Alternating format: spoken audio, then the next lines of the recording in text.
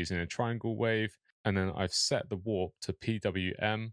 We've turned this to 88%, and we can see how this affects our wavetable. And then if we go to oscillator B, we're using basic shapes, we're using a square wave. I've set the unison to 2. The detune is set to 0.06.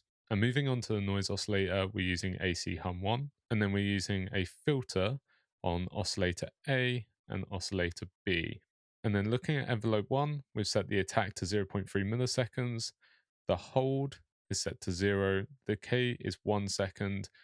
The sustain is set to minus 6.8 dB, and the release time is set to 229. Now I'm using envelope 2 to control our cutoff filter and the level of the noise oscillator, and our attack is set to 3 milliseconds. Our decay time is set to 793 milliseconds, the sustain is at 66%, and the release time is at 229 milliseconds. Moving on to our effects, I'm using a distortion, we're using the tube preset, the drive is set to 66%, and the mix is set to 100. And then I've got hyperdimension. So for the hyper module, I've set the mix to 32%, the detune is set to 25, and the rate is set to 40.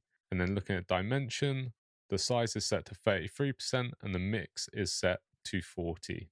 And then I'm using a chorus just to add a little bit of extra width.